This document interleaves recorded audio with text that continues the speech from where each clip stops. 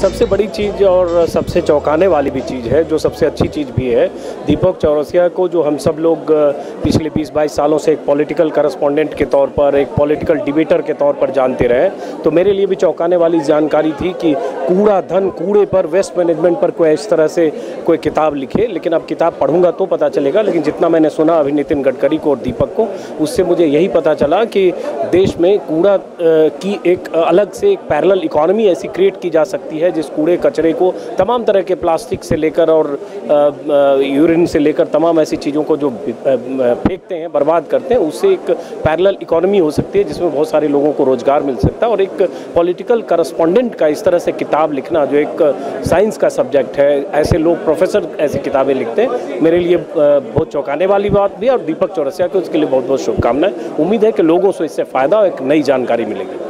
देखिए, दीपक जी एक गहराई में जाने वाले पत्रकार हैं। मैंने बहुत साथ काम किया है, अनेक डिबेट में हम रहे हैं और समझ बूझ बहुत ज़्यादा रखते हैं। लेकिन कई बार लगता ऐसा है कि राजनीति ही महत्वपूर्ण है, चूँकि टीवी पर दिखाना पड़ता है। ये जो पुस्तक है, मैं मानता हूँ कि पत्रकारिता की दुनिया में इस प्रकार की पुस्तकें कम आई हैं।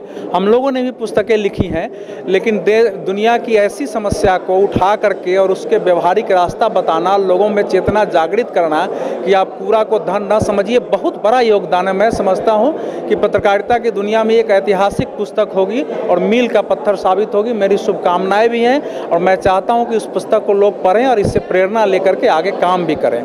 एक मैंने शुरू में एक लेख पढ़ा था कहीं कि कूड़े को से सोना बनाए, कूड़े से सोना बनाए। उसी थीम को आगे बढ़ के नितिन गडकरी की जो व्याख्यान शैली है, या उनके जो फैक्ट हैं, या दीपक जी के अपनी जो अनुभव हैं, वो सारे इसमें शेयर किए हैं।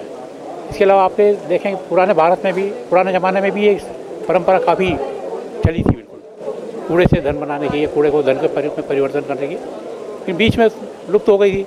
अब उम्मीद है कि अब फिर लोगों में उसके प्रति जागरूकता पैदा हुई है और फिर आती है वो। दीपक भाई के द्वारा किया गया ये किताब के ज़रिए जो प्रयास है, मुझे ऐसा लगता है कि ये कई लोगों की आंखें खोलेगा और एक पत्रकार रहते हुए कूड़े से धन कमाने की आंखें खोलने का काम जो दीपक भाई ने किया है, मुझे ऐसा लगता है दूर तक रोजगार को भी और कहीं ना कहीं देश को भी दिशा देगा। दीपक जी जब दिल्ली में पहली बार आए थे, तब से हमारा उनका रिश्ता है, वहाँ से इस ऊंचाई तक आना। और आज जो मुझे लगता है गडकरी जी ने जो बात कही और उसके बाद सुमित्रा महाजन जी ने, दोनों ने संपूर्ण जो कुछ भी कहा जा सकता अधिक से अधिक सब कुछ कह दिया है। मैं सिर्फ दीपक जी को इस अवसर पर इस बेहतरीन किताब के लिए, इस बेहतरीन संदेश के लिए, इस सार्थक संदेश के लिए, इस भविष्य को बचाने वाले संदेश के लिए बधाई देना चाहता हूँ। दीपक जी ने जो विषय चुना है वो बड़ा मुश्किल विषय है, क्योंकि तमाम बार हम देखते हैं कि पत्रकार लोग पत्रकारिता पर देखते हैं तो अपनी स्ट्रीम से हटकर किसी विषय को पकड़ना बड़ा मुश्किल होता है। और ये विषय ऐसा है जो मुझे लगता है जिसके बारे में गूगल को उतना उपलब्ध नहीं है। तो क्योंकि आज का किताब लिखने के लिए हमारे पास काफ़ी सोर्सेस है, लेकिन ये कूड़ा धन वो विषय है, वेस्ट टू वेस्ट मैनेजमेंट, क्योंकि हमारे पास वेस्ट मैनेजमेंट में हम वेस्ट को चेंज ही नहीं कर पा रहे हैं। तो साथ लगता है इस किताब की, this book is the need of the time. तो मुझे लगता है कि आने वाले 2, 4, 5 सालों में इस किताब की बहुत ही उपयोगिता थी और दीपक जी ने बहुत सही समय पे किताब लिखी है। जैसा नितिन गडकरी जी ने भी बताया कि किस तरह सरकार भी इस वक्त एक चेंज के दौर पर निकल रही है, तो मुझे लग रहा है जो देश बदल रहा है उसमें ये किताब भी एक बदलाव का हिस्सा बनेगी।